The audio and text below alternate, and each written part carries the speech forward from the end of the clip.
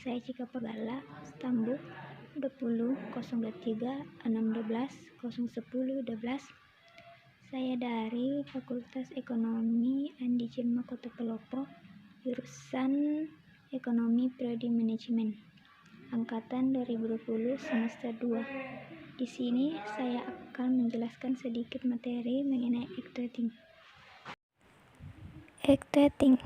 Activating, pengerahan atau penggerakan, adalah suatu tindakan untuk mengusahakan dan menggerakkan anggota untuk mencapai sasaran yang sesuai dengan perencanaan dan tujuan yang telah ditetapkan dalam suatu kelompok atau organisasi perusahaan. Dalam sebuah manajemen yang baik harus memiliki 4 fungsi penting, yaitu yang pertama, planning atau perencanaan, yang kedua, organizing atau pengorganisasian, yang ketiga, activating, penggerakan atau pengerahan, yang keempat, controlling atau pengendalian.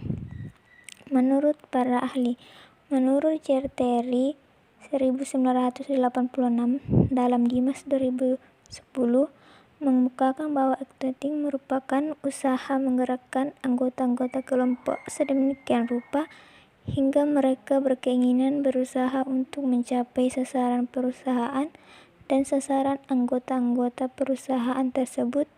Oleh karena para anggota itu juga ingin mencapai sasaran-sasaran tersebut.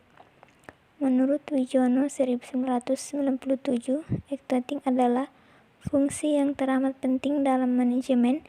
Seringkali diketahui perencanaan dan pengorganisasiannya bagus, namun dikarenakan kurangnya kemampuan pelaksanaan, hasil kegiatan suatu pekerjaan belum seperti diharapkan.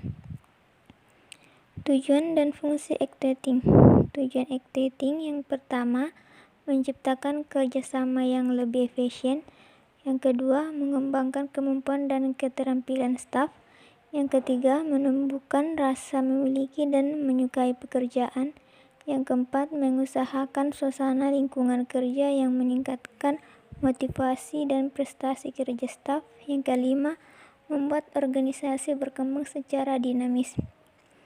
Fungsi activating. Menurut James Toner 1993, fungsi activating adalah yang pertama, mengimplementasikan proses kepemimpinan, pembimbingan, dan pemberian motivasi kepada tenaga kerja agar dapat bekerja secara efektif dan efisien dalam pencapaian tujuan. Kedua, memberikan tugas dan penjelasan rutin mengenai pekerjaan yang menjadi bagiannya. Ketiga, menjelaskan kebijakan yang ditetapkan.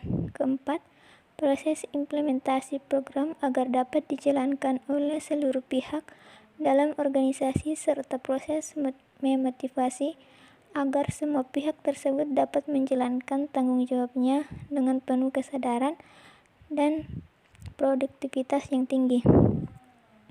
Cara pelaksanaan activating adalah yang pertama, orientasi, kedua, pemerintah.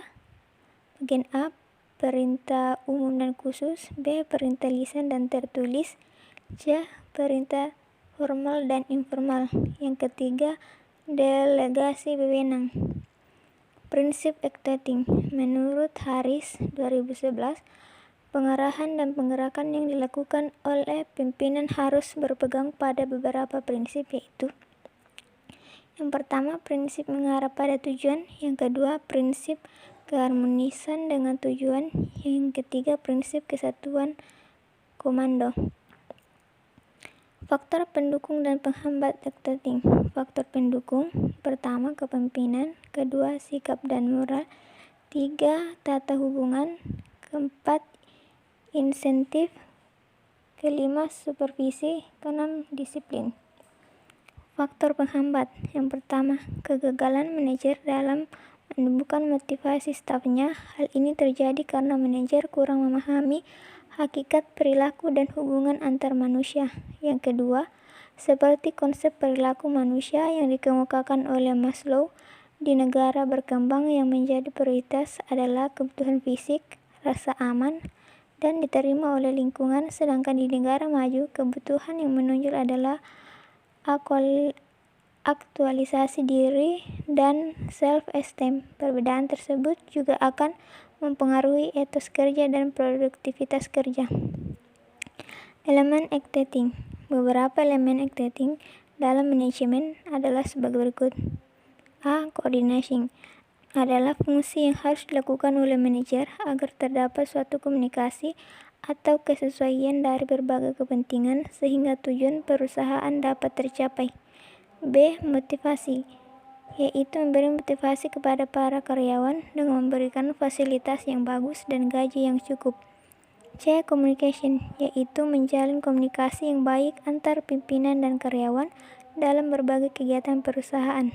D. Commanding, dalam memberi perintah, seorang atasan tidak bisa seenaknya, tetapi harus memperhitungkan langkah-langkah dan risiko dari setiap langkah yang diambil, karena setiap keputusan dan langkah akan memberi pengaruh bagi perusahaan. Demikian hasil dari materi yang saya sampaikan. Sekian dan terima kasih. Assalamualaikum warahmatullahi wabarakatuh.